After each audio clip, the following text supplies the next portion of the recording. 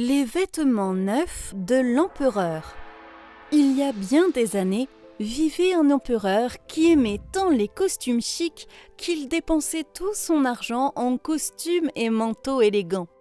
Il ne s'intéressait ni à son armée, ni au théâtre, ni à la traversée du comté, à moins que ce ne soit pour montrer ses nouveaux vêtements. Un jour, 2 escrocs arrivèrent à la ville. Ils dirent à tout le monde qu'ils sont tisserands et qu'ils sont capables de tisser des tissus d'une grande finesse imaginable. Non seulement les couleurs et les dessins étaient inhabituellement attrayants, mais les vêtements fabriqués à partir de ces matériaux étaient si fins qu'ils furent invisibles pour quiconque n'était pas extraordinairement intelligent et apte à faire son travail. L'empereur crut: Eh bien, ces vêtements doivent être magnifiques. Si je les portais, je pourrais voir lequel de mes hommes d'État ne répondait pas à leur fonction. Et je pourrais aussi faire la différence entre les plus intelligents et les plus stupides. Et il paya une grosse somme d'argent aux escrocs pour qu'ils commencent leur travail.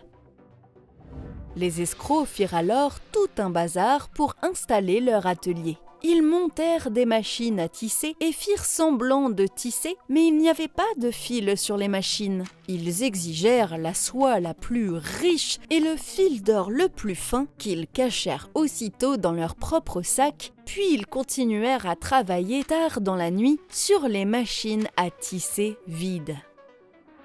Je me demande comment ils s'en sortent, pensa de nouveau l'empereur. Puis il devint plutôt nerveux. Il fut un peu inquiet à l'idée qu'un homme stupide ou inapte à son travail ne puisse pas voir ce qui était tissé. Ce n'est pas qu'il se croyait incompétent. Oh non! Mais il serait tout de même plus heureux si quelqu'un d'autre regardait d'abord ce qui se trouvait là. J'enverrai mon ancien Premier ministre au tisserand, pensa-t-il. L'honnête ancien Premier ministre se rendit donc à l'atelier des tisserands, où ils étaient assis devant les machines à tisser vides. Oh mon Dieu! Pourquoi ne vois-je rien? Mais il fit attention de ne pas le dire. Oh Seigneur, est-il possible que je sois stupide? Je ne dois en aucun cas admettre que je ne peux pas voir le matériel.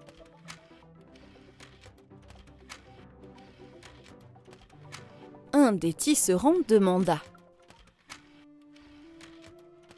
Oh oh! C'est charmant! C'est exquis! Quel motif et quelle couleur! Je ne manquerai pas de complimenter votre travail auprès de l'empereur. L'ancien ministre écouta attentivement alors que les escrocs donnèrent des détails sur les couleurs et le design et répétèrent le tout à l'empereur. Les escrocs demandèrent maintenant plus d'argent, plus de soie et plus de fil d'or pour continuer le tissage. Ils fourrèrent tout dans leurs poches et continuèrent à faire semblant de tisser sur les machines vides. Au fur et à mesure que l'empereur envoya un autre fonctionnaire de confiance pour voir comment se déroulait le tissage, il lui arriva la même chose qu'au Premier ministre. Il ne voyait rien d'autre que les machines à tisser vides. Je sais que je ne suis pas stupide. Ce doit être mon merveilleux travail que je ne suis pas en état de faire. Je ne dois le dire à personne. Et donc, il loua le matériel qu'il ne pouvait pas voir et raconta à l'empereur ses charmantes nuances, ses beaux dessins et ses tissages. Puis, l'empereur lui-même dit qu'il devait le voir et invita toute sa cour à l'accompagner. Quand ils arrivèrent à l'atelier, ils trouvèrent les escrocs rusés qui tissaient tout ce qu'ils pouvaient sur les machines à tisser vides. Eh, c'est pas magnifique? Oh oui, oui, en effet. C'est vraiment magnifique. Tous les fonctionnaires affirmèrent qu'ils étaient sûrs que les autres pourraient le voir. L'empereur se dit: Qu'est-ce que c'est que ça? Je ne vois rien du tout. C'est affreux. Suis-je stupide? Est-ce que je ne suis pas apte à être empereur? C'est la chose la plus horrible qui puisse m'arriver. Oh, c'est tout à fait exquis. Il dit d'un ton fort: Il a notre gracieuse approbation. Il hocha la tête vers la machine à tisser vide, car il n'allait pas dire qu'il ne pouvait rien voir. Alors, tous les courtisans hochèrent la tête et sourièrent au métier à tisser vide et dirent « Oui, c'est tout à fait exquis, oui. » À la veille de la grande procession, ils annoncèrent « Voilà, les nouveaux vêtements de l'empereur sont prêts ?» En effet, ils le sont.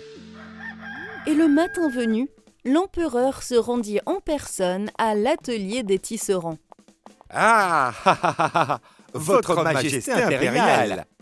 Les deux tisserands s'inclinèrent à l'unisson lorsque l'empereur fit son entrée.